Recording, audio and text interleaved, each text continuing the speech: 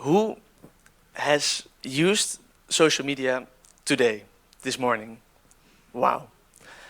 And who used Instagram Reels or TikTok? Wow. And I'm gonna ask the person in the front row, what kind of videos did you see? I honestly don't remember. And and this is something we hear a lot, right? I didn't really know what videos I saw this morning, so I thought, okay, I need to present this. I need to know what kind of niches am I in? What kind of bubbles am I in? And so I looked at the data of my algorithm. I just started scrolling, and I saw a lot of videos about Iran and Israel and the United States. Is anybody else seeing these videos on their social media right now? Yeah, quite some hands, quite some hands. But I also saw a few cat videos. Is anybody seeing those videos? Yes, yeah, also different group, very nice. But I also saw some football videos, soccer players. Does anybody else get these? Okay, a lot less. Okay. You actually are very academically interested. That's very nice to hear. And I think that's the interesting part about these bubbles, because I think we can all acknowledge we are in a bubble, but I'm not in one bubble, I'm not in two bubbles, I think I might be in 15 bubbles. And I don't know how it works. I really don't know. So we invited one of our guest speakers today to talk about this. He is a professor, assistant professor at Tilburg University. He gives courses in natural language processing, emerging AI, crime, and law and order, I think, and programming. And he knows everything about these algorithms, and he can probably teach us a little bit more about how this works. Please give it up for Chris Emmery. Thank you. Thanks for the introduction and including random guest lectures that I teach in that list. Yeah. Anyway, so yeah, my name is Chris. I am part of the Tilburg Algorithm Observatory. And as you can see from my slides, I do not have social media. So that might clue you into some things that I might talk about or not. I only have a GitHub page to share the code that I work on. So I was asked to talk a bit about, being a technical person to the extent that it applies. I was asked to, kind of highlight the technological side of this story. And my mind immediately went like, okay, we can talk about algorithms for like 20 minutes and about math, and you'll be bored at some point, at least. So, and I think this story is much broader, right? So it's not just the technology, as in the algorithms per se. It's also about social dynamics, economic dynamics, and our role and our interaction with these algorithms. So what I have prepared is a bit of a history lesson, and it might be somewhat of a repetition for a bunch of you. I think for experience-wise, I align more with this row rather than that part of the room. But I remember when I was a wee lad that Google looked like this. So this is March 2003. Very simple, and it was really just a website to put in queries and get some information like this. We can already see, though, even though this looks kind of,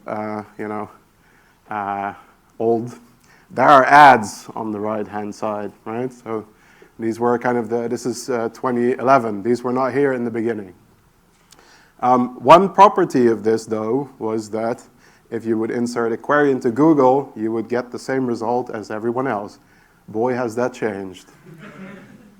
So, 2026, if I do a little query here, this is on Chromium, we get a whole bunch of stuff, right? We get like ads to sell us stuff. There are news articles, and there are these, whatever this is, answers to questions. And even on my own system, if I just open up my Safari and I do another query, I already get a different looking page. I get AI results and whatnot. So even within me, like my system, it's already different, right?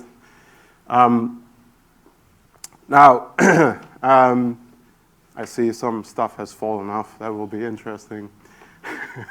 It's because of the emoji. So this kind of, one of the things I wanted to sort of have lead the talk is this particular concept that is actually called this. So I will say the word enshittification a bunch. I apologize, but it's an actual concept.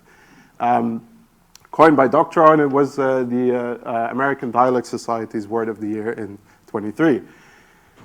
Ironically, it's this, right? Search results look like this first. So I search stuff, I find the thing I want, and now it's, you know, AI taking a wild stab at it with some blatant misinformation, a bunch of sponsored results. People also ask yada, right? Like, this is basically this.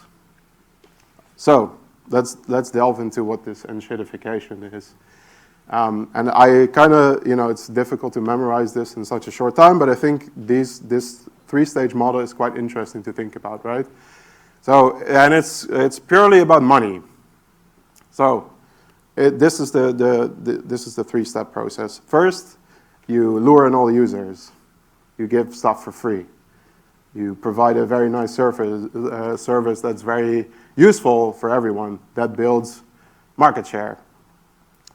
Once they're locked in, you start introducing the advertisers in there, right? Like, make some money out of this. At some point, the advertisers are so happy with your platform and all this money that you're making, we can mess with them too. Like, okay, now we just exploit the advertisers, exploit the users, and then we only benefit shareholders. So this is something that I want you to keep in mind. We'll talk about the internet history, whatever. It follows the same pattern. What I'd also like you to sort of keep in mind for most of this talk, and as we'll sort of get into, is that none of these algorithms that we'll talk about are actually designed to do this, right? This is purely humans doing, you know, trying to make money out of things that weren't necessarily making money before, right?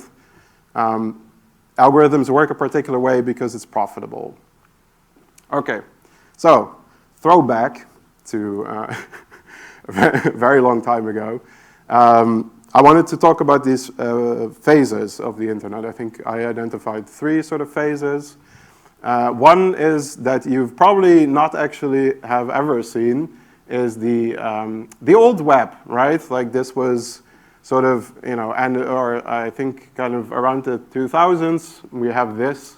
Of course, the web was introduced as being free, and it was mostly for universities and the army, ironically, to communicate, and these were all kind of static pages. So, you know, we didn't have any interactions yet. It was kind of simple, and it looked like, you know, fairly homebrewn, let's say, not to call it amateurish. One important point, I think, is that at this point, the web was anonymous, right? There were no logins, no cookies, no nothing. If you would write something on a page, like a little guest book was quite popular at the time, you would just post that, and this wasn't tied to anything, right? People didn't use their actual names. And this actually allowed for quite a bit of experimentation, right? There weren't any actual consequences to the things that you were posting because no one knew who you were anyway. Another important property is that information was found at this point in time, which is quite different from now. So you weren't served the information, you actually had to go and find it. Another property here is that this created a bit of a vacuum. So like the web was kind of upcoming, people saw there was opportunity, but there wasn't really a way to monetize this at the time. In comes the dot-com boom and advertisements. So, you know, wherever there is a business vacuum, venture capitalists amass, and they try to squeeze money out of something. But how do you make money when everything is free? That's an interesting question. So they kind of abused one property of the old web. This is not an old page. Apparently there's a NeoCities, which kind of designs these retro websites for current browser things. Quite fun if you want to check it out. But It is very trippy for me to see this very old aesthetic on like a new browser, but I thought it was a cool way of showing you that, initially, of course, like there were inventories of the web. You had Yahoo. The Netherlands also had their own startpagina. This was basically a hand-curated index of the web, right? People would put relevant things on there, and it was sort of manually curated. But for other things, there were these banners, right? So if you would want to link your page to other pages and sort of forward to your friends or colleagues or other businesses, there would be these banners. Companies started hijacking these banners. Why do we not just put something there that's an ad that links to our business instead? Maybe that gives us some money. These were quite simple. They were untargeted, but in the beginning they were really, really effective. And this started to drop off at the end of the 90s. People were almost not clicking these kind of static banners anymore. So around that time, the businesses and investors started realizing that this is not actually a good model. So this is where, at this point, I think this is the dot-com bubble, if you've ever heard of it. This was a lot of money amassing into just the web itself, right? So the web had a lot of promise. People were investing in the web, but there was no clear way to make like concrete money out of this. And when people started realizing this, it says 2021 here. This is a mistake, of course. But the market crashed. It's 01, 02, I think. So the market crashed. There was a 78% market drop, and the only survivors of the dot-com crash were companies that sold things. So ads, that's Google, or transactions, Amazon, right? So these started to be the sort of prominent business models here. And they all capitalize on user behavior. So this behavior term is something that is good to note because it'll come back. Both of them need your attention, right? Ads need attention for you to click on them. And you need, the more people sort of see things being sold or services being sold, the better, right? Money goes up. So at the same time, the web started becoming way too big for people to do this kind of manual inventories of pages. So we required a bit of help with this, right? In came Google, and Google introduced PageRank. And PageRank was an algorithm that I'm not going to go into. The gist of it is that it sort of weights websites by how many websites actually link to that website. So the more pages link to that page, the more important Google deemed this to be. And so the higher it was ranked in the search results. Quite a simple and elegant algorithm. Very nice. It also scales quite nice computationally and whatever. The thing that they also kind of marketed it as is, oh, this is great, this is democratic.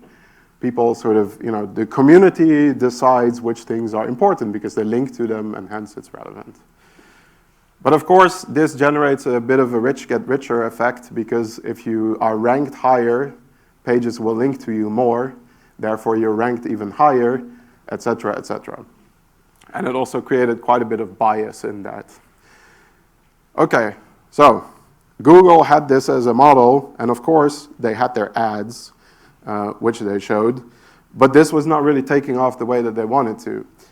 Now, there's one pivotal moment where Google figured that the queries that you insert, so the things that you search for, the words, actually predict what you're going to click on, which ads you're going to go for, which, So it's not a thing that we just serve on the side.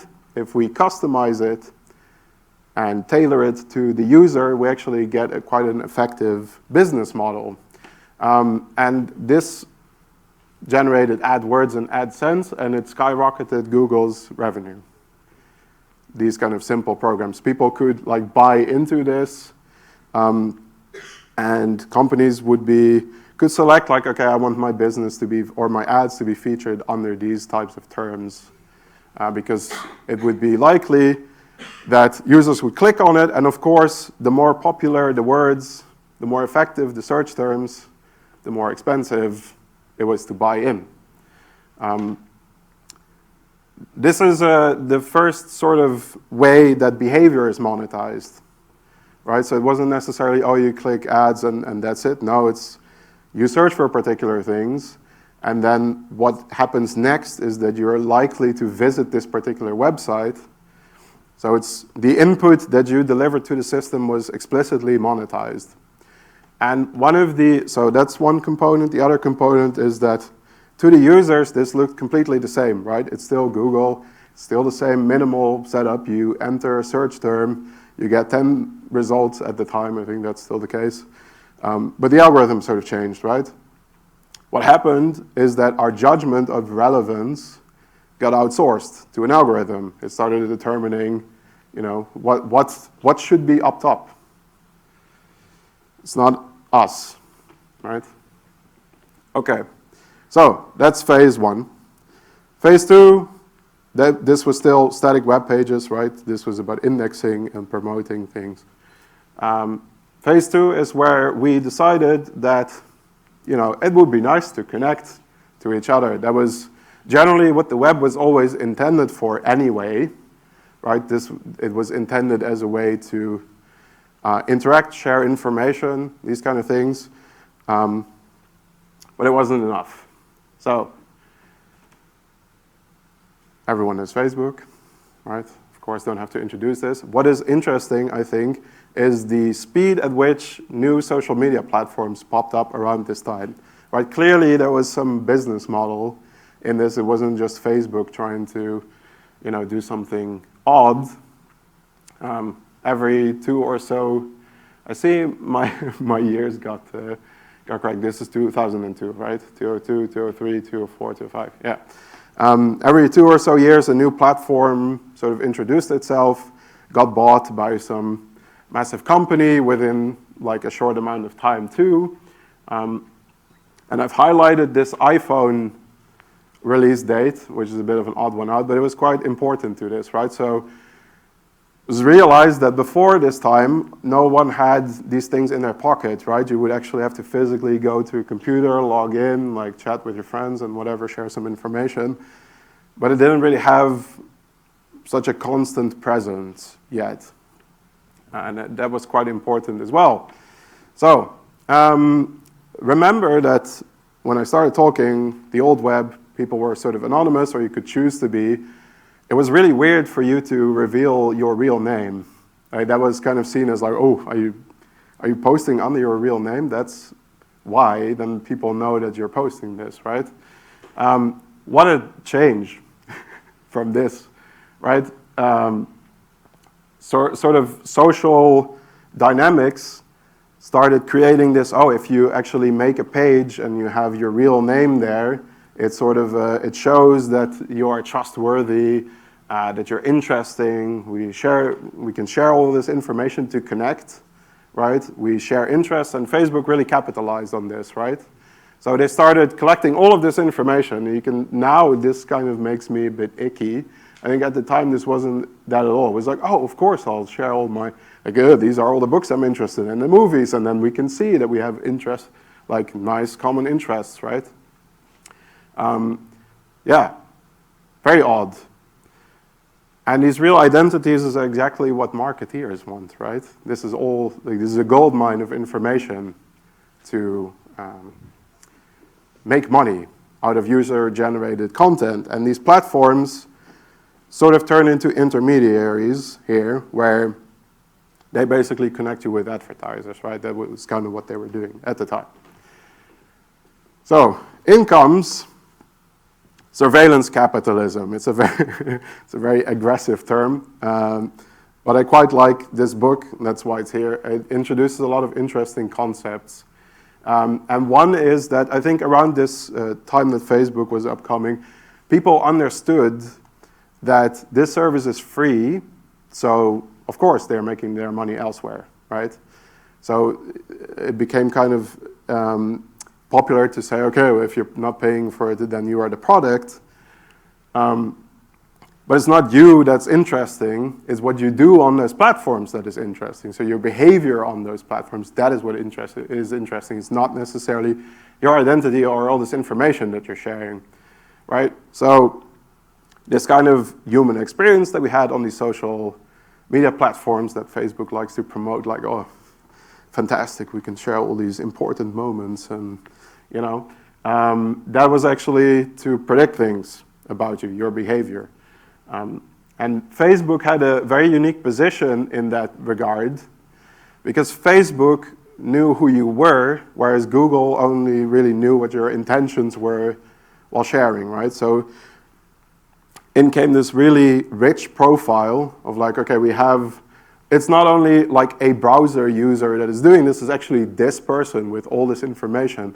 So advertisers could go, okay, I want to target women aged 25 to 34 in Tilburg who like yoga and recently got engaged. That's my target group, right? Yeah, and so this is exactly when the attention economy started maturing, because they realized if we have more eyes, you know, that was initially the thing, we can, and we have the interactions, we can predict the behavior, and we can sell the prospect of user intent. So this is an important point. Like here you have these future markets. This is literally people buying into future actions, right? So they sell the future intent that users are going to click on your ads rather than the actual thing, right? This is where you get speculation, and this is where typically prices go up quite a bit. And they started keeping, so they started tracking you across the web, make an inventory of your profile as a user, even cross websites where you didn't necessarily have anything to do with that, but you were just surfing, and no one really realized that, yeah, they are being tracked through all of these websites. And of course, your data in itself was sold as well by these kind of brokers. Okay, so that's one part, again. So this is kind of what set the precedent. But of course, like not everything is ads. A lot of platforms also have stuff that they want to show or sell you. And this applies, of course, to then, like Amazon, eBay, etc. But it applies now as well. There are, you know, Netflix sells you things, right? They sell you a subscription. They want to keep you there as long as they can. Social media platforms want you to stick around. And so the algorithms that they use to do this are called recommender systems. So they basically recommend you content, even though they don't specifically say, here's a recommendation. Swiping on TikTok is a recommender system, right? All these like consecutive videos are all recommended. And so if we can predict the things that people like, they are content with our service, and we can get more money.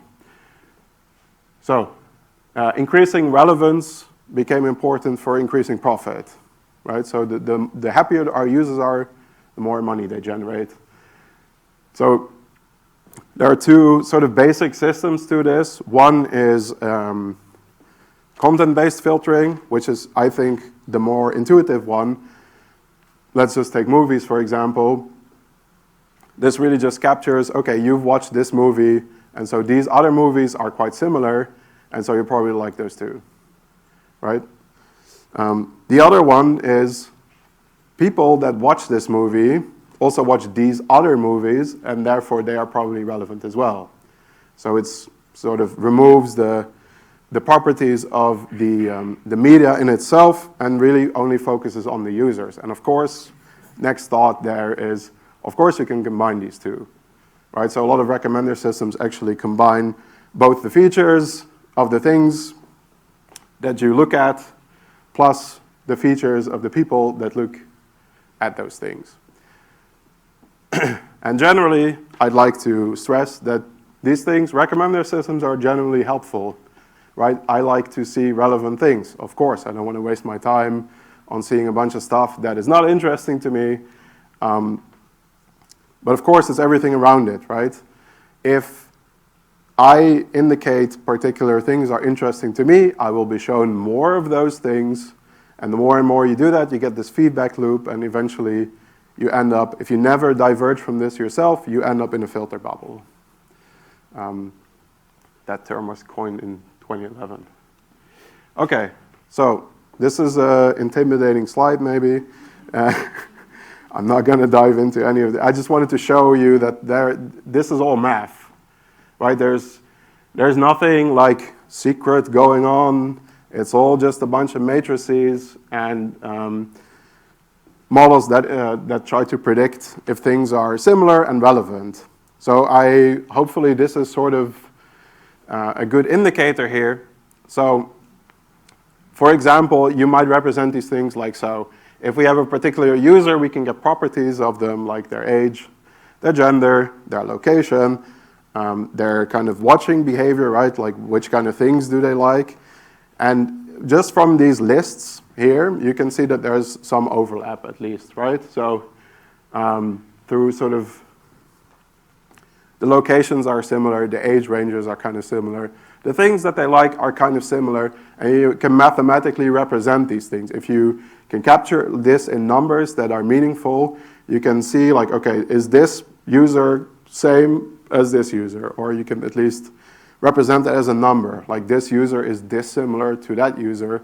You can get some percentage out of it. You can do the same with items, so be those movies or whatever. They might also have some overlap. Duration is kind of the same. Maybe the producer is the same, or the genre is the same. Again, you can quantify this, right? You can put a number on this if you can convert this into numbers.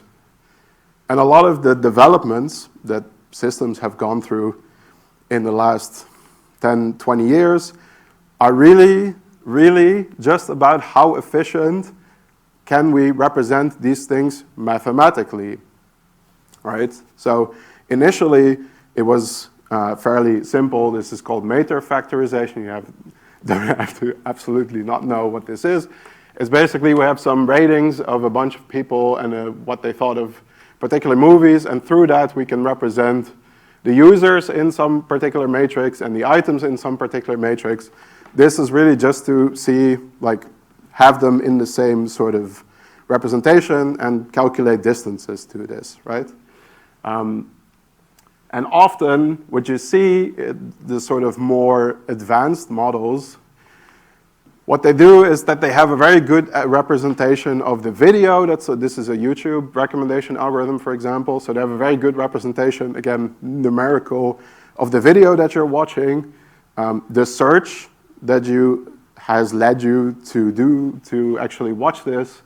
They have some embeddings. That is just a fancy term for representing things as numbers.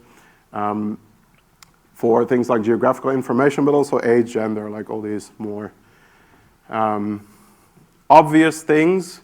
And then this is all a bunch of matrices to do some calculations. And in the end, what they want to predict depends on the platform, right? So they can predict if you're actually going to click on something.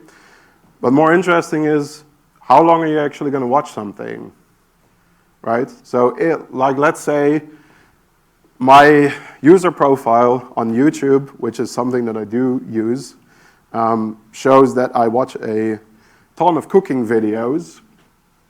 So if I search for something that is related to that, then probably it's good to recommend more cooking videos of particular types of food I like cooking, right? So these are kind of the nuances that are represented here. And that is all just simple math. It's not simple math, but simply math. Yeah. So, okay. So these are called encodings. This part where we have a bunch of real life information and we convert that to a bunch of numbers so that we can see which things are relevant and predict stuff. That is one part of the story. Of course, we also got better signals, right? Because people started using phones and thereby sharing a lot of implicit information.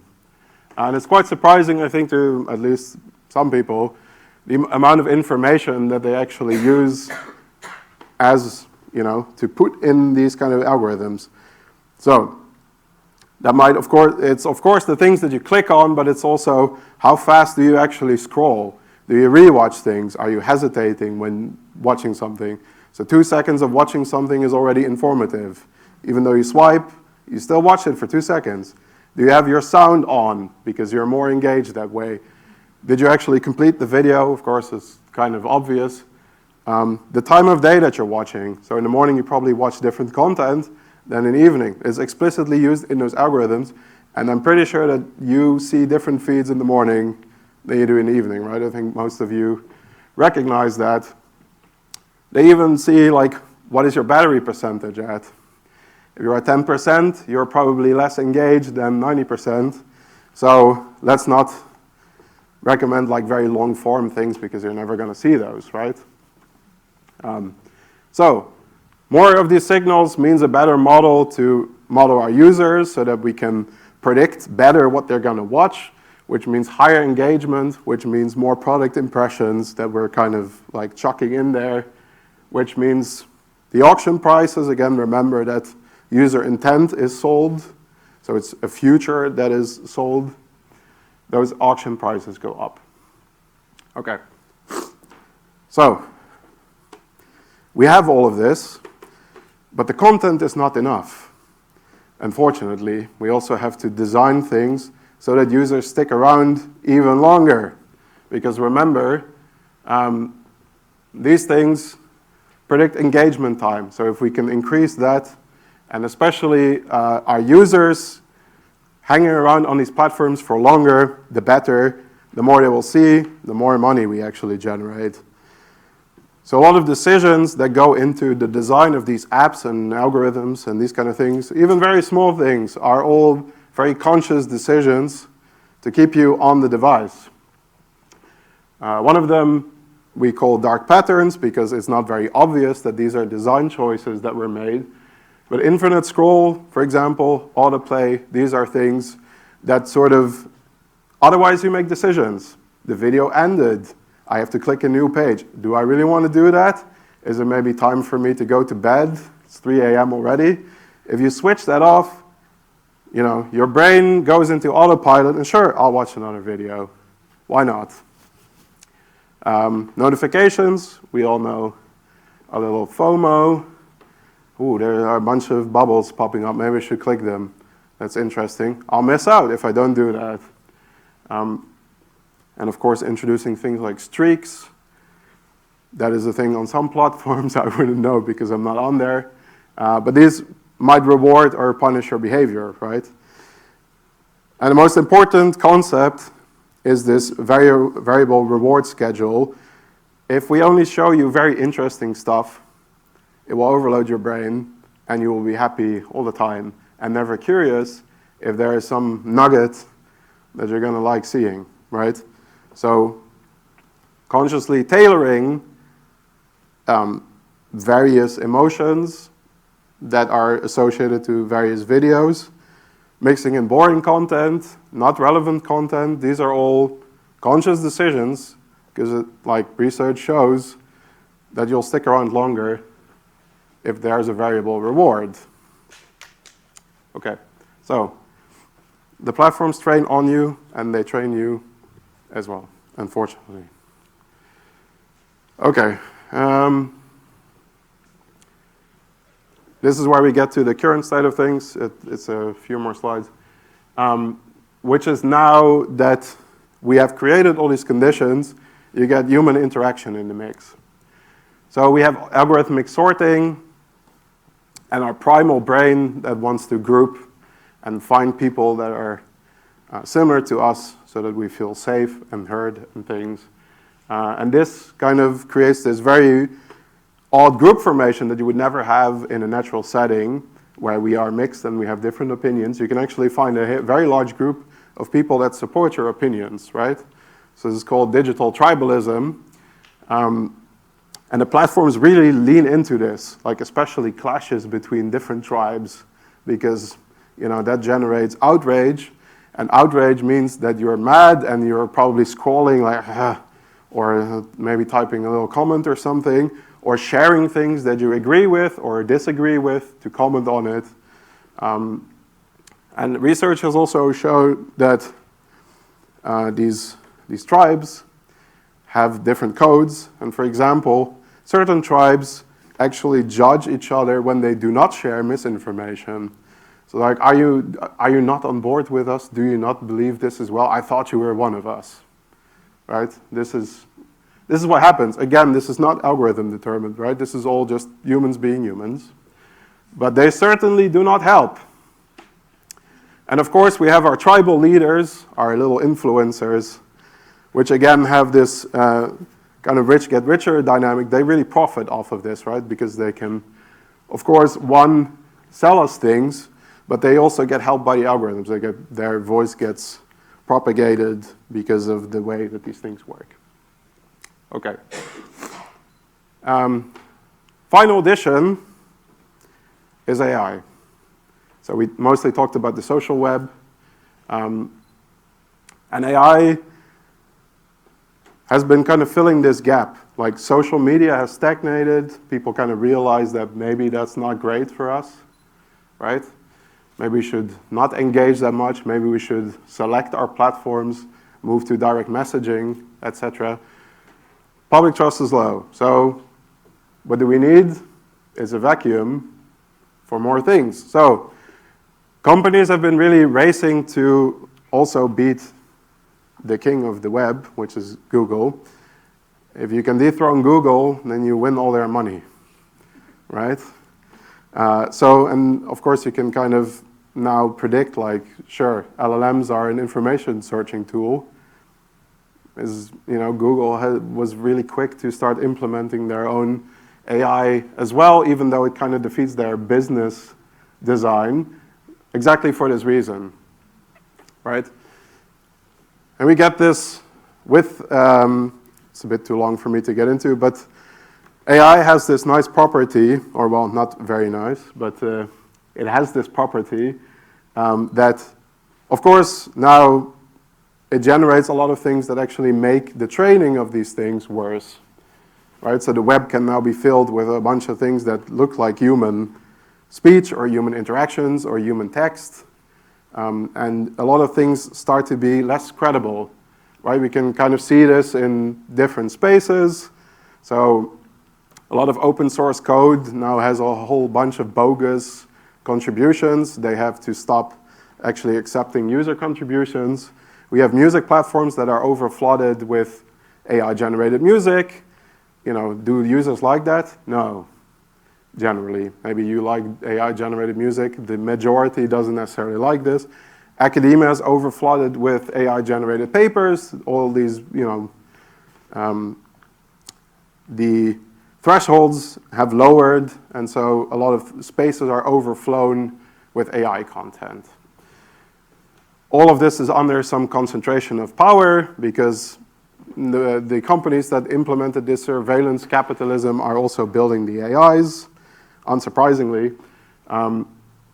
Now, hopefully you can see that this is somewhat of a history repeating itself.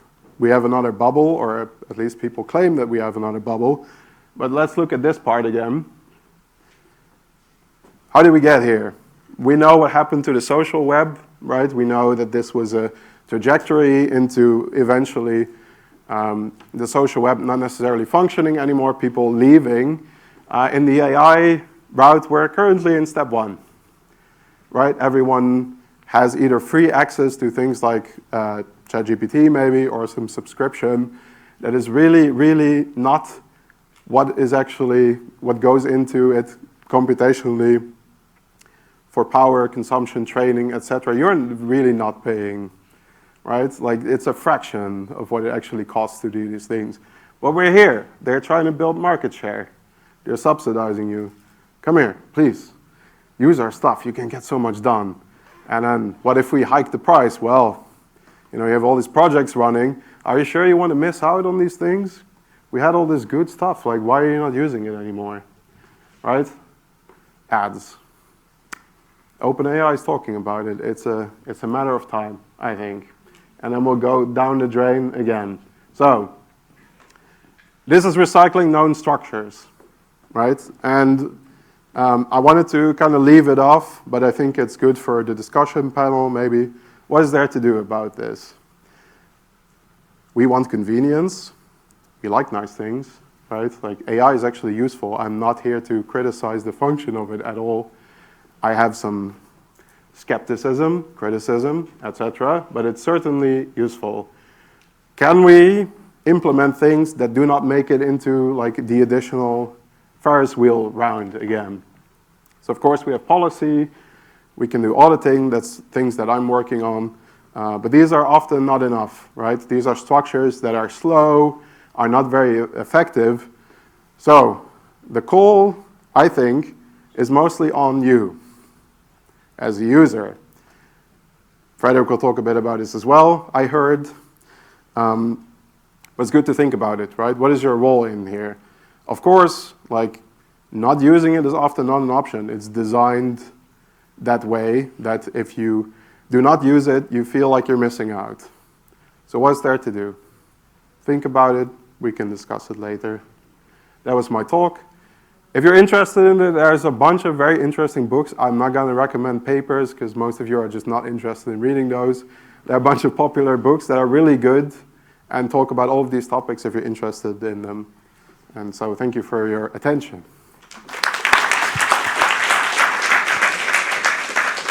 Thank you, Chris. Is there anybody with a quick question now? Then otherwise we continue with our next speaker, which is Frédéric Tomas.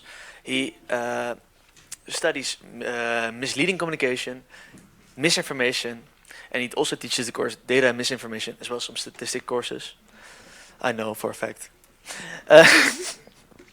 And again, we'll see Chris Emmery in the panel, the authority panel, and we'll talk further about this topic. But now, give it up for Frédéric Tomas.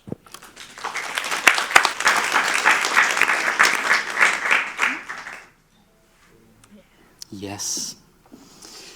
All right, everybody, welcome to me, I guess. Chris has introduced a lot of topics that I'm going to touch upon and base myself upon for my presentation, but I'm going to try to keep an applied perspective on it, trying to make you think about what you're actually using, how you're using it, and what it's doing to you, basically.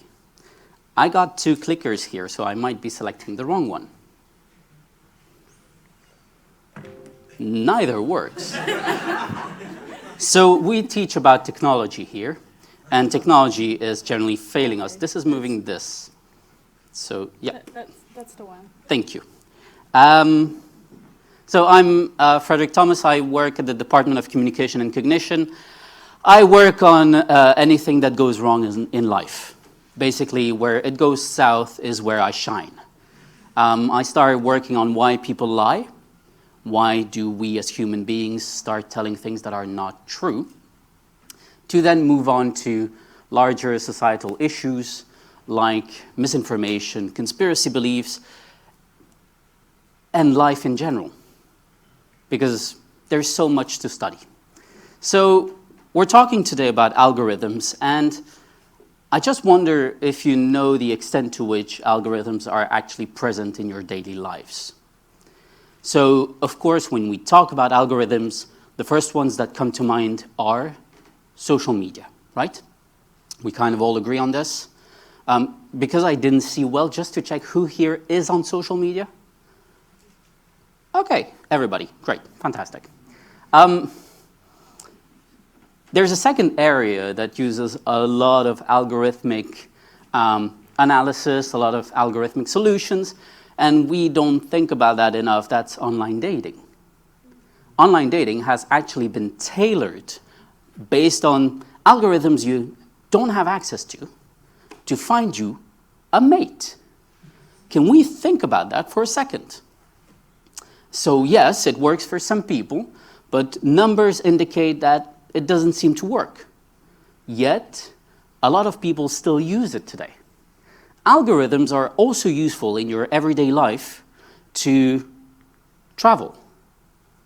If you use Uber, if you use anything related to taxis, it uses algorithms. It uses algorithms theoretically to find the fastest way to your specific target, but also algorithms that, for a reason you don't understand very often, jacks up the price at random points of the day. You open Uber, it's 3:30 p.m., there's no one in the streets, and you see times 1.9. Why? Hard to say. That's their algorithm. But then there's more hidden algorithms that we use relatively often and don't think about. Who here has taken the plane this year? Just to check. Not shaming anybody on this, of course. Quite a few of you, right? So lower your hands, just to check. Who here has used any kind of internet solution to book their flights? Okay, so probably 100%. Travel agencies are dying. Who here has noticed changes in price? A lot of you as well. For some reason, algorithms are used to modify the prices of your flights. And have you realized that when you look for the flight, decide not to take it, then come back to it a little bit later, it's slightly more expensive? What a weird thing. Who here uses fidelity cards when they go to the supermarket? Yeah, quite a lot of us, right? And we don't think about it. We scan this, we see the discount, we're super happy about this. And then we get the emails. And you might not see them, but I surely advise you to open your spam folder someday, because it's insane. And the final one that I discovered recently, I didn't know about this, headphones. Everybody uses those today, right? Did you know that they track your location? Those little boxes in which you put them have GPS, so that you can find them if you lose them? Sure. That's the whole purpose of this. Nothing else. That data is safely stored somewhere, and it's only used if you lose them. So, to put it in the image of an album cover that I discovered recently, they're everywhere. I highly advise listening to that band. I discovered them a few days ago for this presentation. I was looking for a good image. They're actually quite nice. So if you have time, go listen to them, and then your algorithm will pick up on this, and you will get more music like this. They're everywhere. However, is that really a problem? That's the question of today. So I'm going to say something my students hear sometimes. I'm going to suggest that you take out your phones and scan this. No algorithm is used in this, right?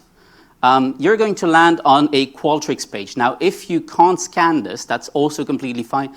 I will explain whatever's going on afterwards. You're going to land on a Qualtrics page, and it's going to show you a picture, and you're going to have to estimate the weight of the person you're seeing. This is no easy task, but it's a personal guess, so please feel free to do so. After your guess, what you will see is advice. And I would like for you to guess afterwards the weight of that person again, and that is where you choose whether you take the advice into account or not. When you are done, you can lower the phones, and we'll come back to the presentation. Some people are getting messages at the same time. It's fantastic. But please do not answer them right now. All right, I think most of you are kind of done with this. So the idea of what I asked you to do is this, right? You got this picture of this gentleman.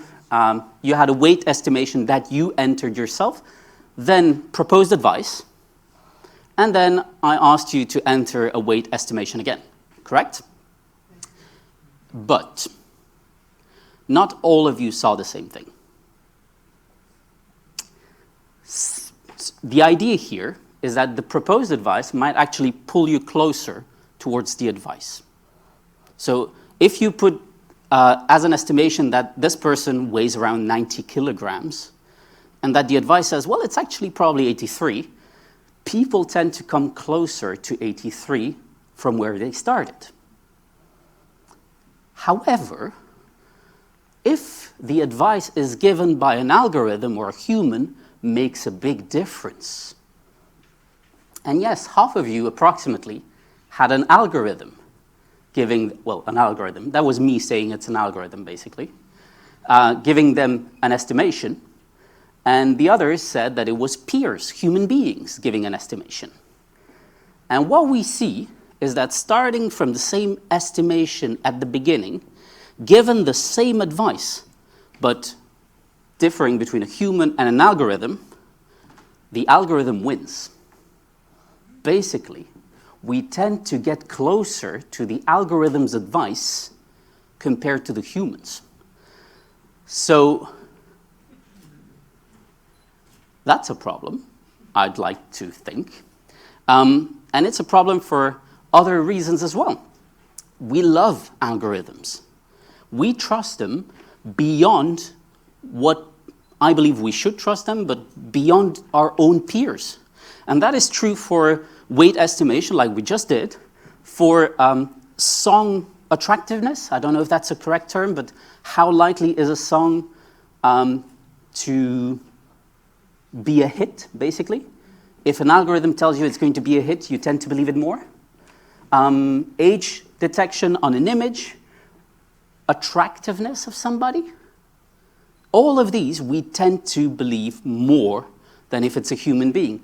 And the funny thing is, in this study by Generale in 2019, they actually asked researchers to give their own opinion and predict what's going to happen if we compare algorithms to human beings, and we were so wrong.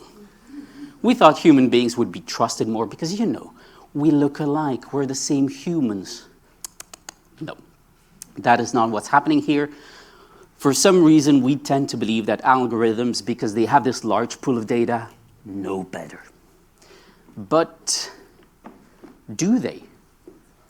Hard to say, right? There's a few issues with this idea. And those issues can be conceptualized in two main categories. That's the echo chamber and the filter bubble. Now, the difference between both is hard to get, not always easy, but I'm going to try to make a distinction here.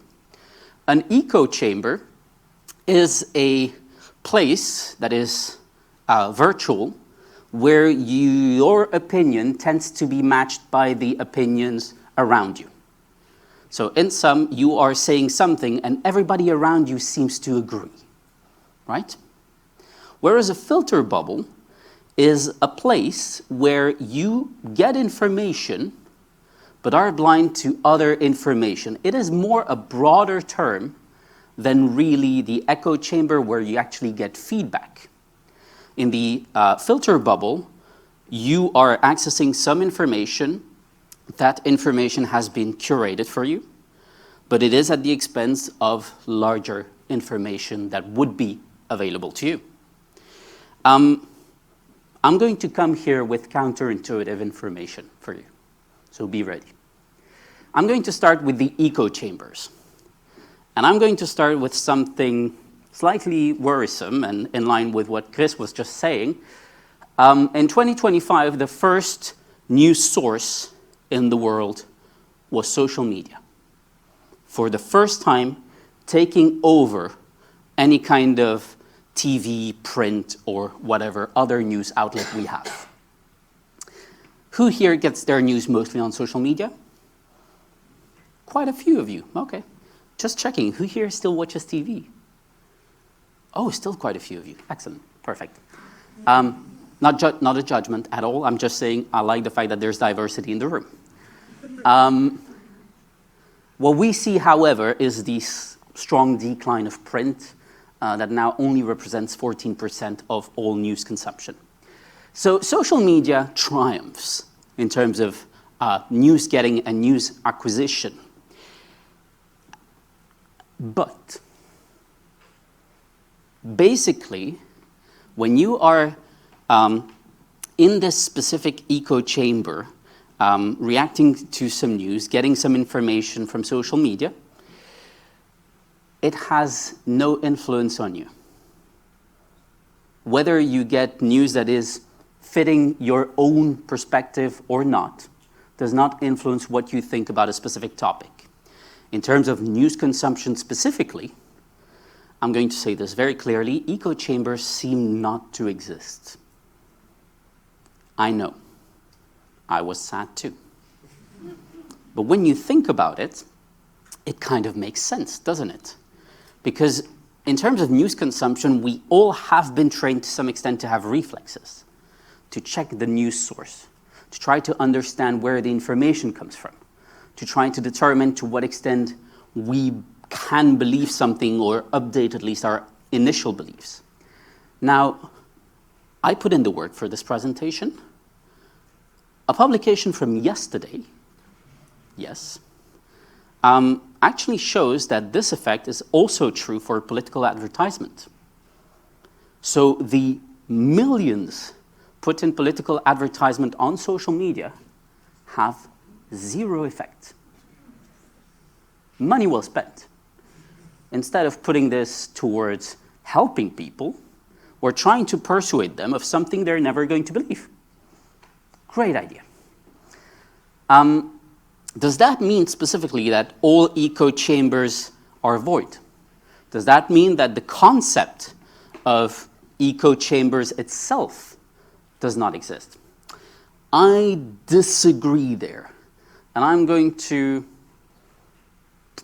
demonstrate, or try to convince you with two examples. The first one is linked to conspiracy believers. And that links to what Chris called digital tribalism. When you enter specific parts of the web and you have hints about some facts that happened in the world, and you manage to find somebody responding to those hints exactly the way you think, you are actually agreeing with yourself, but that's very satisfying, isn't it? So you tend to keep on talking to that person, and you keep exchanging, and then you meet the other people in the group. You're added suddenly to a Telegram, Signal group, whatever is going on. You are actually echoing your own speech with the others who are saying, "You are so right."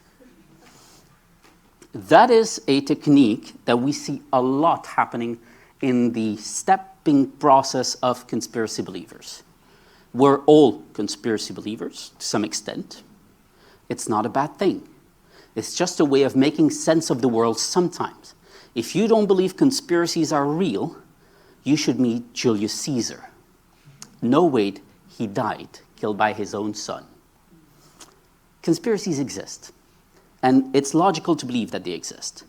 But it is a problem when you start believing only that. And that can happen because other people only believe that, and you've, unfortunately, gotten in contact with them. Think again, it's slightly far back now. Think again for COVID. We all had those conversations at some point where we all debated uncertainty. Does the vaccine work? Should I take it? Am I going to die? Well, some people actually talked to other people who reassured them in their own beliefs. And those beliefs were that they shouldn't get vaccinated. That happens. And that provides an echo chamber to your own beliefs and pulls you towards conspiracy believing. The second, I'm quite curious about who's going to recognize this person, because that's a new person on the web. Do you know who this is? Okay, a few person know that person. Okay, very good. If you do not know why people are laughing, this young man is called, well, no one knows his real name really, but his handle on the web is clavicular, like collarbone. Yes. Clavicular is an influencer who has made a specific genre of content very popular. That's called looks maxing. Okay, more people have heard of looks maxing. Looks maxing is the idea that despite your genetic predispositions, you can actually looks max, increase your own looks to a degree that is, perfect. I highly encourage you to go check that, because it's a fascinating sphere of the web. When you see that man, for instance, taking a hammer and hitting his own face with it, so that his cheekbones get microfractures. Yes. Get microfractures and redevelop in a more angular way. That is the silly part of it. Because that man has been taking testosterone in injection since he was 14. He's now sterile, according to his own words. He's taking various sorts of drugs to reduce his cheekbones. It's a world. I'm not judging. Actually, I'm judging, but it's a world. That's not the topic of today. This relates to another phenomenon that's on the web. Incels. Incels are involuntary celibates. People who are disappointed by generally the female part of the population because they cannot manage to mate and meet somebody, generally in the opposite order. You meet somebody, then you mate. And those people actually meet in some parts of the web. I highly do not advise you go there. And because it's a serious topic and it's getting quite intense in some parts of the internet. If you do it, please be safe, really, because it is talking in a very, very violent way about half of the world, basically. And other men, of course, that are not, that do not conform to the classic masculine virile man. So echo chambers exist. They're not related to news themselves. They're related to what you are kind of looking for and hoping to see on the web. Very quickly, you can fall into the rabbit hole. That's extremely fast, and getting out of there is requires a lot of help first. You need to be well surrounded, which is generally not the case anymore at that level, and requires a lot of willingness to do so, which generally you don't have, because you don't realize there's a problem. So echo chambers can really cluster you in different parts of the internet. Now, the second concept that I introduced in the beginning of this talk was filter bubbles. I have good news and bad news. Filter bubbles have existed for more than we can imagine. Because filter bubbles have existed since news agencies exist, since you have a diversity of information. Who here still reads the news, like reads the news actively, decides to read it? Fantastic people, thank you very much. Who here picks different sources every time? Less people, still not judging. But that's the idea, right? We are generally leaning towards a specific news outlet because that's the one we prefer, because that's the one that we agree the most with, because that is the one our parents used to read. I don't know.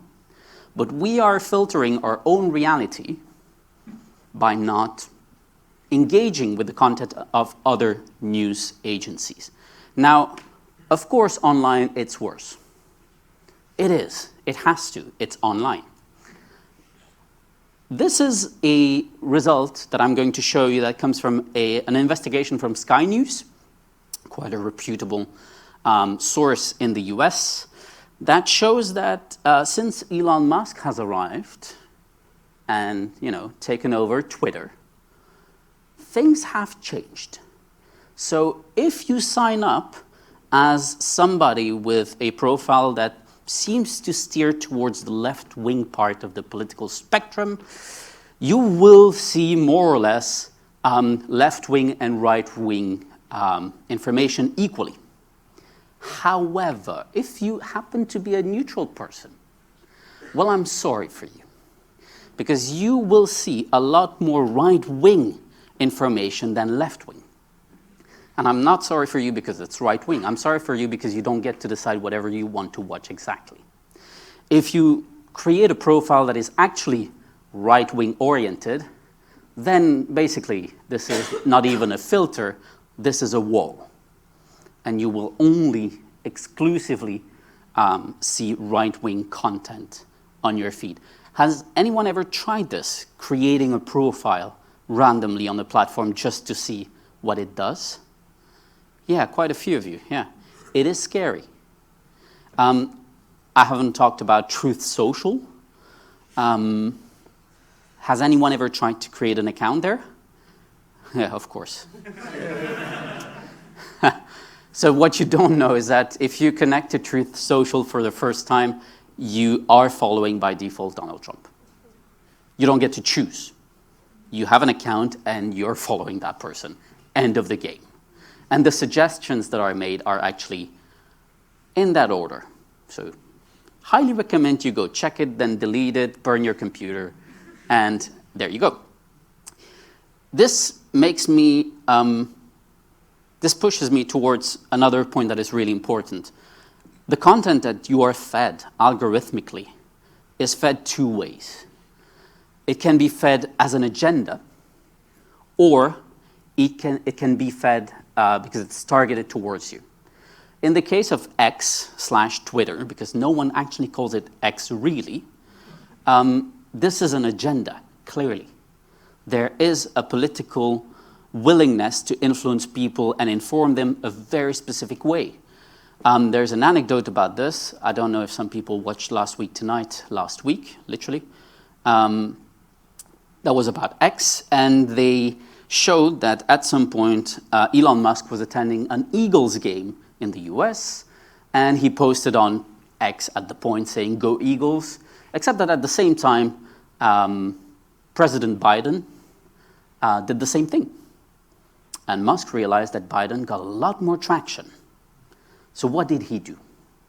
At 2:30 in the morning, he called his team, and 50 engineers met at X, to change the algorithm so that this cannot happen anymore. There is an agenda on X, and it is decided by one man. It has another word in politics, but I can't remember what it is exactly. On the other end, you have targeted content, and that is what Chris developed in his talk. You have content that is developed for you as an individual, and that is what YouTube is all about. If you have a YouTube's account, which I expect most of you do, have you realized how hard it is to change the feed when you arrive on the landing page? That is extremely difficult. Why? Because YouTube knows you. And it does not know you just as an individual. It knows you as a person, which is not the same thing. It knows your personality traits. It knows a lot of private elements that you never disclosed. Why? Well, because I'm sorry to tell you, you are not that unique. You like things other people like. And based on what you watch and what others have watched in the past, they can then recommend, as Chris explained, the things that the others have watched. And that personality-based targeting is extremely effective. Extremely effective. So this is based on a study that was run on Facebook and Instagram, if I'm not mistaken. This feeling of they're talking to me, they know what I want, is increasing by 40% the number of clicks on specific ads and increasing the sales by 50%. This is insane. At what point have you realized that a brand has made 50% just by tweaking a few things? Never happened in history until personality-based targeting has happened. So, in other terms, and based on the echo chamber and the filter bubble, there's one thing we need to remember. This is actually a battle between you and the algorithm. This is the algorithm trying to lure you in and you potentially deciding to say no. because we still have that possibility. In other words, and to use a very basic analogy, this is a mix between either, yes, I'm going to talk to the millennial and avocado toast lovers in the room. This is either you make your own avocado spread or you buy store-bought. Which one looks more appetizing to you? We agree. And it's not because there's tomato in there. It's because you make it yourself. It always tastes better. So this idea that we are currently being dominated, governed by algorithms is true. But we also have power. And there's a few ways we can get there. How, you ask? Well, here's a few ideas. You are highly encouraged, not saying you should do anything, but you're highly encouraged to do a few things. The first one is decide not to share information. We've all done it, and we are probably still doing it.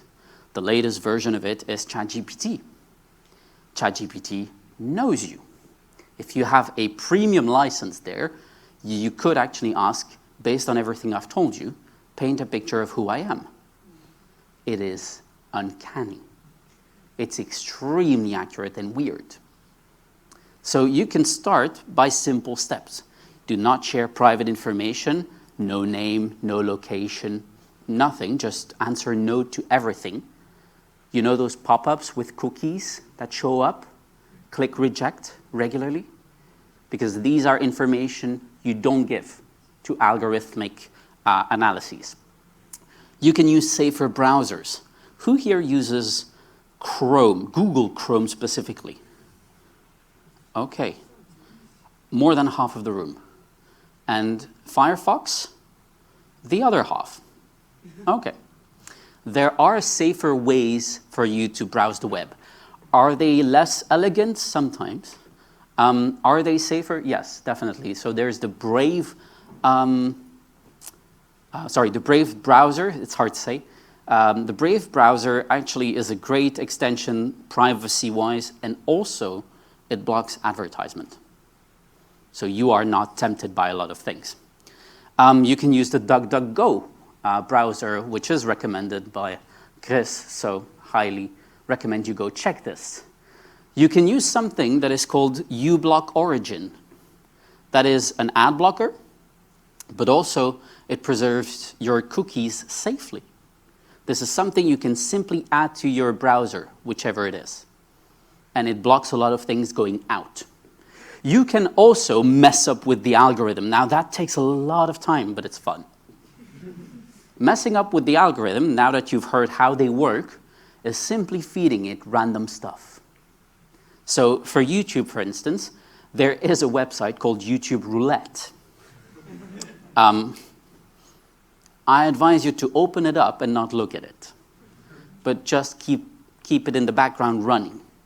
And that is going to feed things to YouTube, and YouTube is going to be like, what is going on?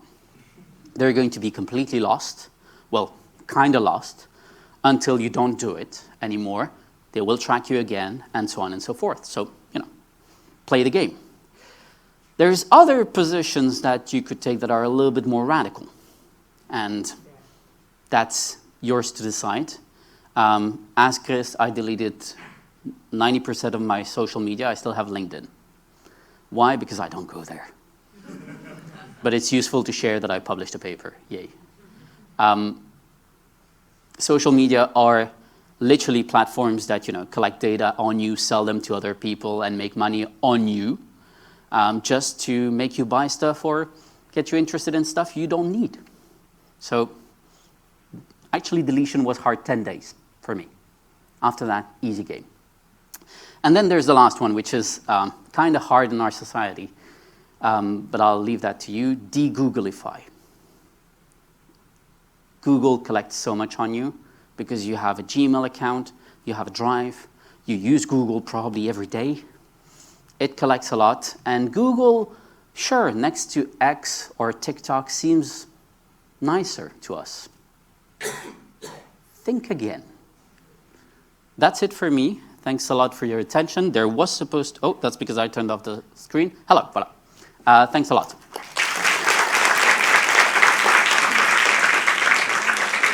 Thank you, Frédéric.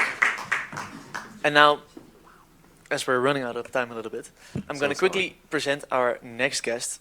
We had 2 academic teachers. Now we're going to talk about somebody who's an entrepreneur who started, co-founded De Speld, the satirical news site. And I would like to welcome to the stage Jochem van den Berg.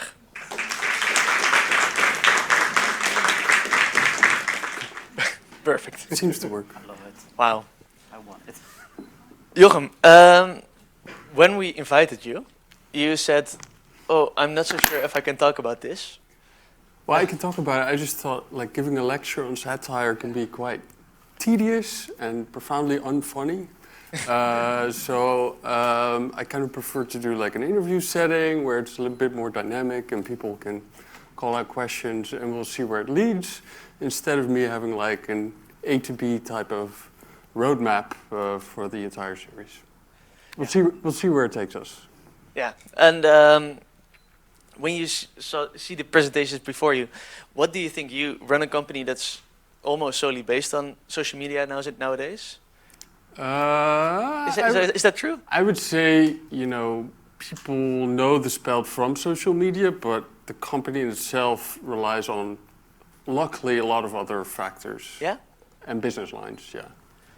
And you present satirical news. What is satirical news? I would define satire very simply, saying something in the form of a joke. Saying something in the form of a joke. That's it. Wow. And why? I mean, it goes back, you know, centuries and centuries, and it has, you know, news satire is used much like, I would say, the old Greeks used it. You know, they would perform these tragedies, and then they would have the comedy after that. And it's pretty much the same with the Speld. You know, you read the news, and it's all tragedy, bad news, and then you kind of want to see what the Speld has to say about it. So it's kind of like a way to humor you, or it can be thought-provoking, or give the whole thing a breath of fresh air, basically. A breath of fresh air. You started as a journalist, I think, for a little while. I wouldn't say journalist. No? No, I studied theater for a bit, religious studies and philosophy, and then I thought, how am I ever going to get a job? And I studied in the US for a bit, and then at some point I did get in touch with a lot of like American comedy and stuff. And then I was still doing studies, probably later on in my studies, and I was in the train, and I was reading those free newspapers that were so crappy. And then I thought, why don't we just have a completely fictitious newspaper? And I kind of remembered The Onion, which was like, I was like vaguely aware of when I was living there. And so then I thought, well, maybe we could have something like this in the Netherlands. And I started researching. I figured like most countries in the West have some sort of satirical news platform. And then that's kind of where things took off. Yeah, did it take off immediately? Hell no. No? No. I asked a friend of mine to join me in this venture, and we were. I was ambitious and completely ignorant, and we started writing with a few friends of ours, just to see like how this type of satire would work in the Dutch cultural and culture and language, and we wrote a lot of really bad content, and then it gradually got better, and then over time better writers started joining us, and then we were born in 2007, so this was right at the sort of the jump start of social media. And so two things happened. We were sort of lifted by the launch of all these social media companies, which I inferred already. And then we got kind of like a stamp of approval of like more traditional outlets. And then after it gradually got better, and then we got like a lot of audience. And then I think in 2012, which is like 5 years down the road, we thought, how will we ever make money with this? And so that's how... You didn't even make money the first... No. If you ever want to start a company, it's good to write a complete business plan at the start. We didn't do this. We couldn't go to the bank and say, we really want to tell jokes on the internet. Can you give us money? So that never happened. So it had to be built like from the ground up. And we spent years just like trying to build the product, which was good satire. But that gave us like a really good foundation, and there was no school on how to do this. But we got a lot of like lab time pretty much to screw around. And I would say even to this day, that is like the foundation of like the editorial process and quality. And you are doing this for 17, 18 years now? 12 years successfully, I would say, or you would say. You have seen the internet change a little bit, I think. Yeah, I mean, like satire is like a parasitic medium, and it just kind of follows where the media goes. And so whenever the media goes in a certain direction, you're like having to reinvent yourself and be parasitic on the next big thing, pretty much. And I mean, yeah, I've seen the political landscape completely go into a completely different trajectory, and having to sort of tag along with all these new trends and re-strategize and all that stuff. Yeah, Donald Trump got elected not once but twice. I think that may have helped you guys a little bit. I'm not sure. No? And as far as the algorithm goes, the previous speakers talked about the algorithm. Do you feel like that has changed the last few years? Massively. Yeah. I mean, we started pretty much in the Facebook, Twitter phase when it was still like fun, and obviously now it's Instagram and TikTok and all of that stuff. But yeah, it just when we started, it was it felt like an innocent phase, so to speak, and now you know, it's not so fun anymore. And we try to be sort of a bright spot still within the social media landscape, but I mean, we got off X as well because it was just like a little fascist drain down there. I recently quit X. I found it very hard as a consumer, but I can imagine if you're running a business. Yeah, I mean, it's completely stupid because you invest, you know, more than a decade of like content there, and then the idiot takes over, and you know, all the time that you invested is completely gone to shreds, pretty much. Did you see the reach of your posts change? Yeah. Like, so we work with all of these other European satire sites, and we keep in close contact with them. And so there's a lot of discussions about algorithms and stuff, but I try to kind of stay away from it because you become, as a company, you tend to become enslaved to it. So you want to try to found or have a basis of your company that is so solid that you can have some sort of changes in algorithm that won't affect you as much. And how do you do this at the Speld currently? Yes, we do a bunch of things. So we started doing live shows for events And we got really successful with that because we play like 100 times for all these different types of events and congresses and stuff. And nobody sees this, but it's a great revenue line for us. We do subscriptions. We are actually, this is slightly news, we are going to go into print. We are going to go like back into the day to sort of try to see how it works to steer away from the algorithms and steer away from US tech. And we're going to see if people still like to read us, you know, at breakfast with a cup of coffee and see how that works for us. So you're very conscious about how you... Extremely conscious, yes, yes. Okay. I asked you, or we asked you to bring some examples with you. Yeah. I think a lot of people have seen them pop up behind me.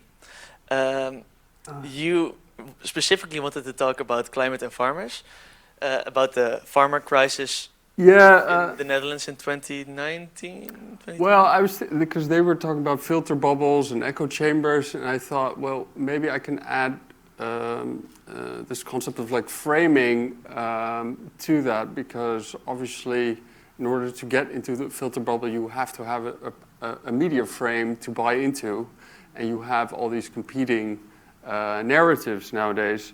And I thought it'd just be interesting to have some sort of thematic overreach to look at satire and how it sort of deals with narratives and competing media frames. And there was one case that I kind of wanted to look into with, you know, dealing with climate change and the farmer protests. I mean, when everybody asks me, like, can you put some examples into a presentation, I'm thinking there's like 20,000 articles of this spell, so it's always like difficult to select. Yeah, did you have any questions you wanted to ask me? I feel like the Speld, for me personally, I really like when they go after right-wing politicians, and I think this is the perfect case for doing that, because right-wing politicians are generally a little bit better at framing things than left-wing politicians, I feel like. Maybe current media climate. And I thought this was a really strong reframe.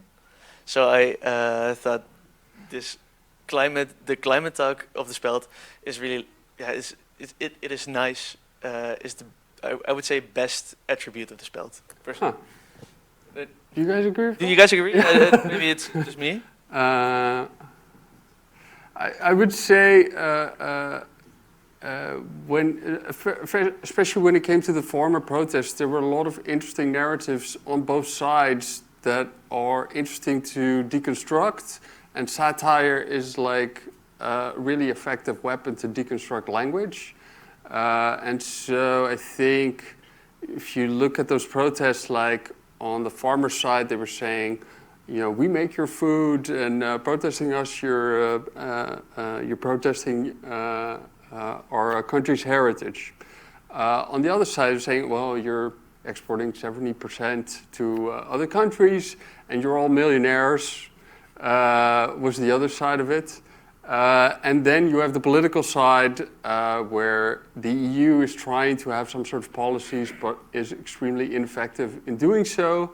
And so you have all these interesting frames on all sides. And because this was going on for such a long time, you know, during the editorial process, we try to see if we can add different things to each competing frame, pretty much. So this was one on, you know, the EU had all these extensive policies, and then it was literally like one morning they parked some tractors on the side, and all, half of their plans were died down. I don't know if you guys know who Henk Bleker is. I just put this in there because I really like the Photoshop. I like how the people on the left, like casually looking over, I don't know. But it was an interesting case because you can sort of deconstruct these frames and use satire in a way that, because it can kind of change your perspectives, to see if you can sort of poke a little hole in their arguments. Yeah, I think that's beautiful. You brought a few videos as well, and I think we are almost ready for the panel session, because time is running out. So I would like to ask my committee to get the chairs, and if you show a few of the videos, then I would like to invite the other speakers back to the stage, and the audience has the chance to ask some questions.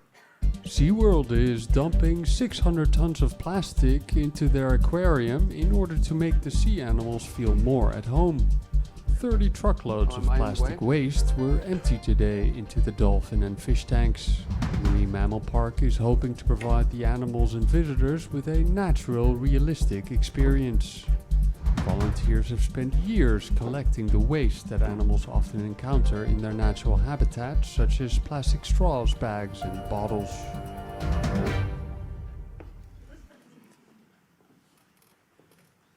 Iraq has announced it will invade the United States in order to bring democracy. According to Prime Minister Mohammed Shia al-Sudani, there's an autocratic leader in power in the US who is using the military against its own citizens. Al-Sudani stated it's extremely dangerous that the country is being ruled by an unstable leader who has weapons of mass destruction. Iraq intends to station at least 200,000 soldiers in the US as a transitional force to implement a new constitution. Perfect. I was wondering, is there anybody who has seen these presentations and would like to ask a question immediately, something that came to mind? Whoa. Wow.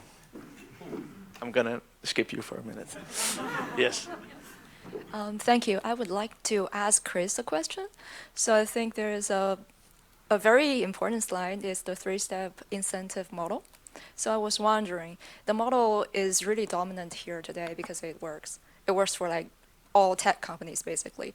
So, but do you see like in the future there is like an alternative, more healthier business model for future tech companies that can adopt to outcompete this one?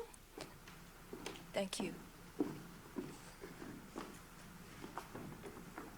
You're here? Oh, you're... Yeah, sorry, yeah, that's probably better. Okay. Thanks. That is a very, very loaded question. I'm definitely not an expert on like improving the world, let's say. I think it's so intertwined with our current economical system that I do not see it changing from the tech side or the policy side. That's my opinion. This is not something that is necessarily informed by anything. So this is also why I kind of ended my slides with that I think we know that there are alternatives, right? These are often more inconvenient. They have less features, let's say, print, right? There are alternative social networks. There are alternatives to things like YouTube, etc. Like one of the things I think is one of the important things is that we should start paying for stuff. We have kind of ridden on this sort of free internet for way too long. You know, there are free alternatives, but these people do not actually work for free, right? So my suggestion, if you want to make a change, is to start supporting things that you agree with and stop paying with your data and instead pay people that build things that you agree with. Of course, this is like a larger movement, and of course politics it's an easier, you know, kind of bottom-down thing, but I really, really believe in this sort of, you know, more grassroots approach. If we stop giving these platforms our money, i.e. our data and our purchases, I think this is really the main thing that has to change, yeah. And you know, there are options. So you just have to find them and support them. I think Jochem may agree with this, getting paying for things you actually want to see. Yes, I agree with this wholeheartedly. Another loaded question. Yeah. Now, I saw you had a question. Yes, I was wondering what the view of the Speld is on the use of AI to, for example, brainstorm new satirical topics or maybe image generation. It's an interesting question. I was wondering, because you were talking about AI, how the attitudes towards AI, specifically in entertainment, is viewed. Because I feel like it's kind of underreported that it's quite negative. Using AI in entertainment, I even see kids saying like, "Oh, this is AI," like very like pejorative. And we obviously started experimenting with it, not in the writing sense because it sucks at humor, thankfully. But humor and satire is so culturally specific and sensitive that it's just unable to pick up on it and produce actually funny things. And it's certainly not able to analyze the news and do anything useful. So we do not use it for writing. Obviously, we might use it to research something really quick. But we experimented with it with image generation. And we found that people respond to it very negatively. Which is kind of weird because we are doing Photoshops, you know, for decades, pretty much, which is inherently fake as well. But people respond negatively to, I think, this sort of creation with a click, like it just feels lazy and weak. And so I hear, you know, I think OpenAI wants to have this like all AI social media thing. I think it will be a disaster because nobody wants to go there. Maybe a few freaks. But so we only use it in the same way that we use Photoshop. Like, can this person hold a book instead of a key? But we do not use completely generated images nor videos, so it's only like a side tool to speed up a few processes. But we feel like audiences don't like AI for good reason, and I feel it's been like underreported. So I was wondering what you guys were thinking about this. So there is research on this. It's fairly recent, of course, because it develops so fast, and as soon as you start studying something, it's changed, which is great. But basically, there's research that shows that if you use AI, there's a tendency to consider it as a low-effort production, which is considered less creative, which means it has less engagement in the end. So, I mean, overall, AI use is seen negatively, except if it is used very specifically and explained openly, if you are transparent about it, and if you say this is generated with AI because we have this and this reason, and if you use it yourself. Weirdly enough, at that moment, it's less of a problem. You consider it quite creative, interesting, you're very engaged with it, and so on and so forth. And it's actually a good use, but if you have to judge somebody else, suddenly, they're bad. So there's research on this, but again, it's going so fast that as soon as you publish the paper, which, you know, takes its process, it's getting peer reviewed generally multiple times. It's been a year and it's out and it's outdated, which is great because it means we can start again.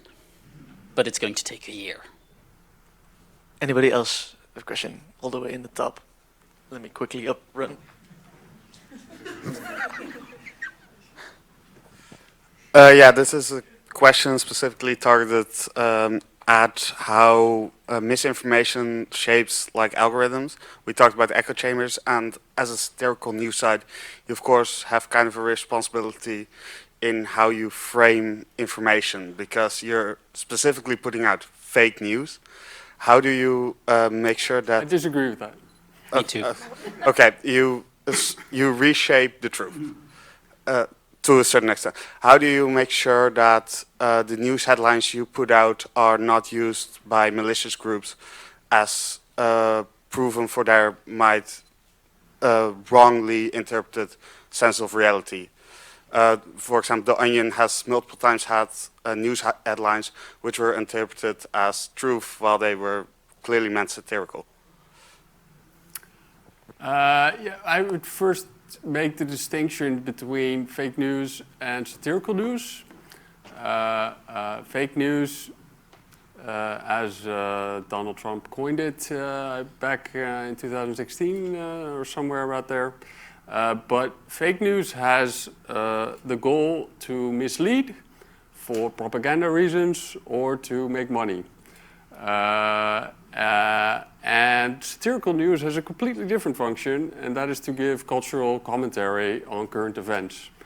And so perhaps at the surface, they kind of seem similar. They are very, very different. And so I have not given, like they've probably asked me to interview about this subject hundreds of times. I always say no, because then all of a sudden satirical news becomes part of the discussion on fake news. So I always neglect, but hey, I'm here, so might as well. This is going viral later. Yeah. So you know. So it's very important to make that distinction.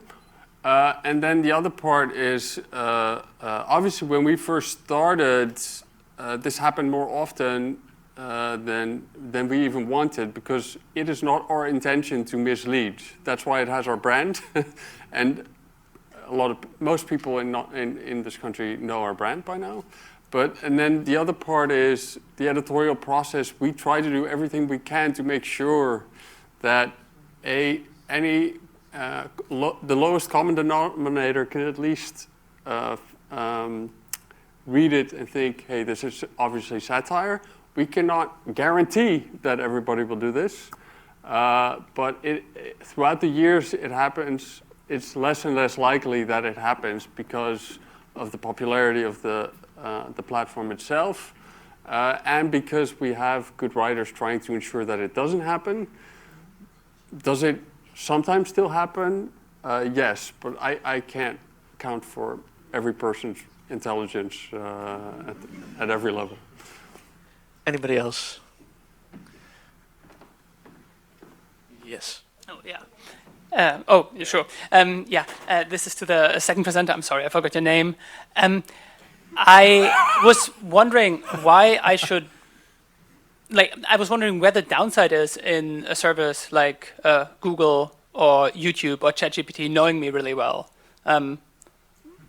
That seems to have mostly upside for me as a normal person. Convince me that that's actually bad. Convince him. How long do you have? Plenty of time. I agree with you to some extent. First, I think indeed there are some upsides because it provides services. It knows you, and I'm going to take actually another example, which is Spotify, or any music platform you want to use, right? This is no advertisement. Have you realized that when you use Spotify, it actually suggests more and more stuff? Yeah, but that's different because with Spotify, that goes against what I want the service to do, whereas with ChatGPT or YouTube, it is in line with what I want the service to do. Spotify prevents me from discovering new types of music with the algorithms. But does YouTube show you different videos? No, but I don't want that.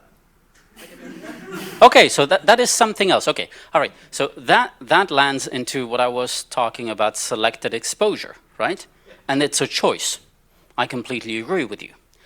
However, I believe that as a citizen of the world, it is nice to expand our horizons and try to not just see what we want to show us, but also what others might be seeing. Others might see different things than we do. The problem is we live in society. We have a social contract where we cannot stay in our bubble indefinitely, and we have to engage with people on some topics. Now, if we stay in our bubble, we're going to have arguments. And I mean by that proper logical arguments in favor of what we've seen. But the other will be doing exactly the same thing, providing arguments from their own bubble. Welcome to the beautiful world of polarization. So the idea to go beyond your own bubble is to try to reduce the polarization that is imposed. Doesn't mean there will not be polarization afterwards, but at least you choose it. You take back control of your thoughts and the debate that constitutes society. Okay, can I ask a follow-up question? Of course. I understand that's why I use a site like X, for example, to get a good idea of what the right-wing perspective on something might be. Because there I'll be presented with the most, what does X show me, like Nick Fuentes or Richard Spencer's views. Wow, that's solid X, yes. Yeah. Okay.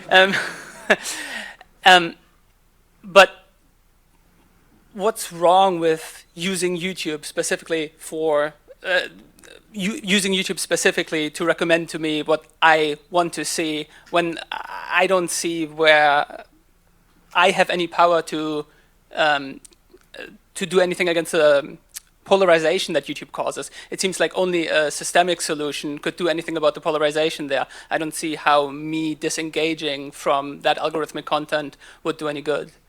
Can I hop on this right away? Sure, okay, be my guest. Sorry, yeah, I just wanted to provide like a slightly different perspective, maybe. I think we often, and you are already reasoning from your own point of view, right? Like, I get benefit out of this. Why is it such an issue? I think it's often nice to think of the things you're enjoying on these kind of platforms, right? You probably enjoy particular creators, you enjoy particular music, potentially, and so these people are getting effed, like really hard at the moment. So like, as you can, so if you just like walk through the YouTube history, like before it was a reasonably fine business model to just have a YouTube account, produce content. Like, how different is that now? How many of these creators need to insert ads into their stuff, have a Patreon on the side or whatever? This is because they're getting squeezed. Multiple channels. Music artists are getting like pushed out by AI generated stuff. Like Frédéric said, it's not, or well, it's not necessarily like that much of an issue, or is it? But if you check the charts, the top stuff that brings you exposure, there are already AI generated music artists in there, right? LLMs have vacuumed all our data, everything that we have provided to the internet, like Wikipedia, for example. Reddit is a very good example. This is all user-generated content, the stuff that we provided to the internet, right? Now that is being sold, and of course it generates revenue, and it helps us in particular parts, but I think it is often good to realize where is the harm. It's not you, right? It's not you as a user. It's all these things that are being abused, in a sense, to generate these things that suffer, right? Currently, thousands and thousands of developers are fired from their job because some CEO has the impression that these people are replaceable. They're laughing because they know they will get rehired in 5 years for double the salary, because all the stuff that is now broken has to be fixed, and yeah, there's humans there. But so I think that is like, I think that should be the perspective. It should not be like, what do I have to lose? I think it's a long run, right? You, like the things you enjoy, that's what you have to lose. Wow. I think we have time for one, maybe two questions, so I'm gonna ask you a question. I have a question for Jochem. there's a lot of news articles coming out every day, like a lot. What are the criteria for choosing one that meets your expectations or meets like the criteria for making a good post for the Speld? Picking like topics, satire has like an intimate relationship with power relations. So any topic that is like devoid of sort of political power relation questions is less likely to end up on the Speld, like say like a natural disaster or something.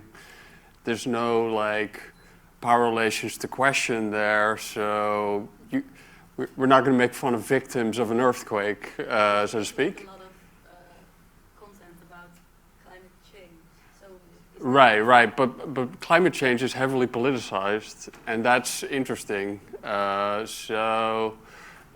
Anything that has like power relations or media narratives or things that you feel are hypocritical or make you angry, those are usually the topics that are useful to create satire.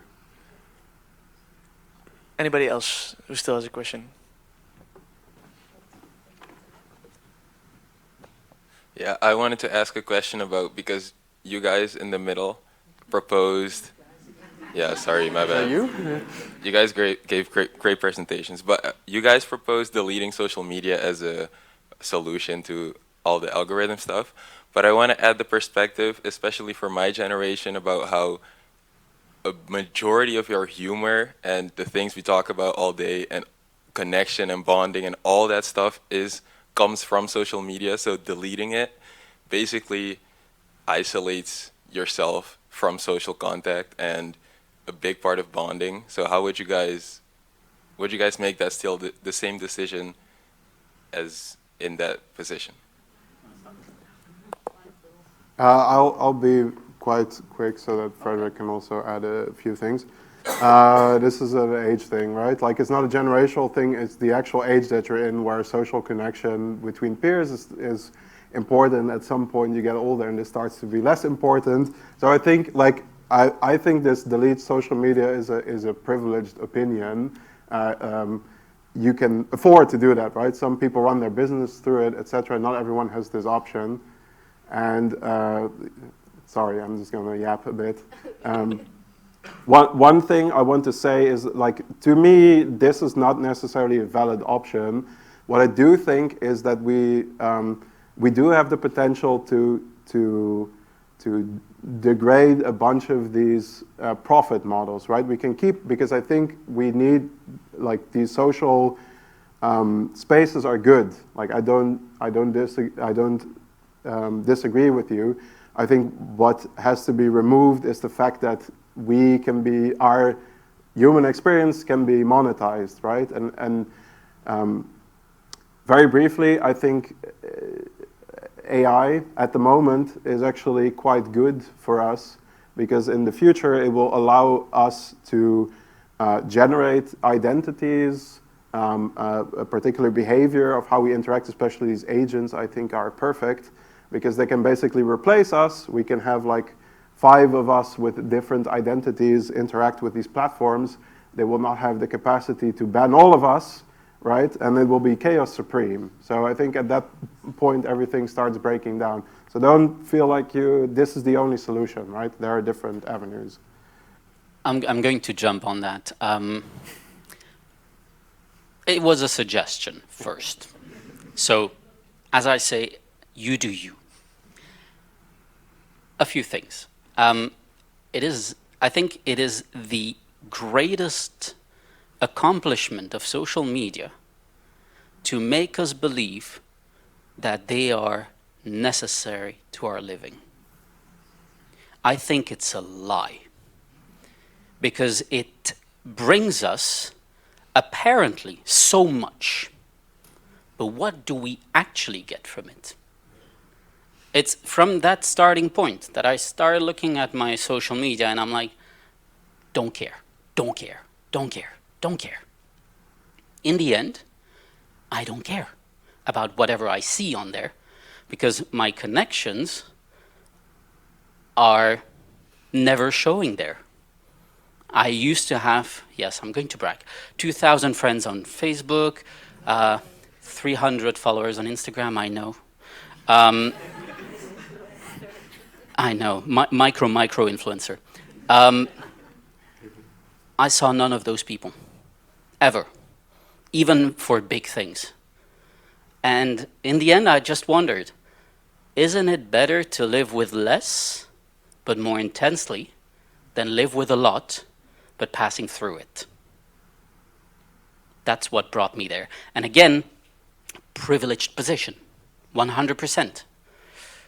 And I agree that at your age, social connections are intense, and laughing on the memes and the different articles from the Speld and so on, it's important, it's essential. But aren't there other things we can laugh about? Aren't there other things we can connect on? Aren't there other things we can do together outside of this? I tend to believe yes. But again, you do you in the end. What wise words, I think, for today to end on. You're the last question.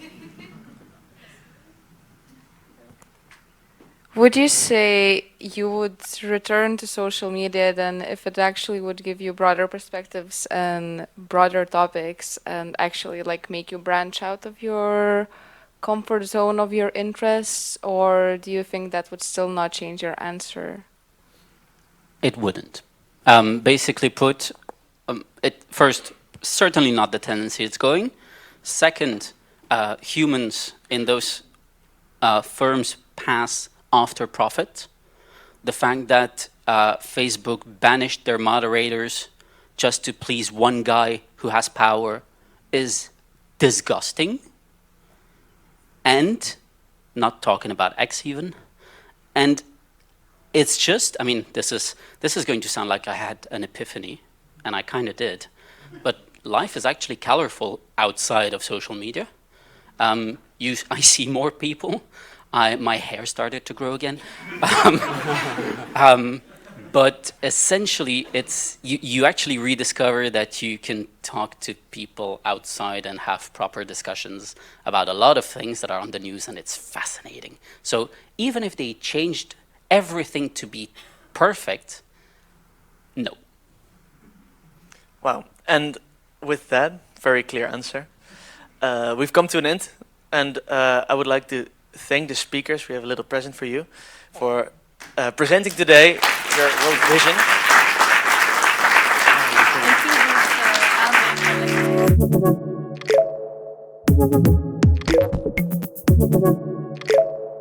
Thank you.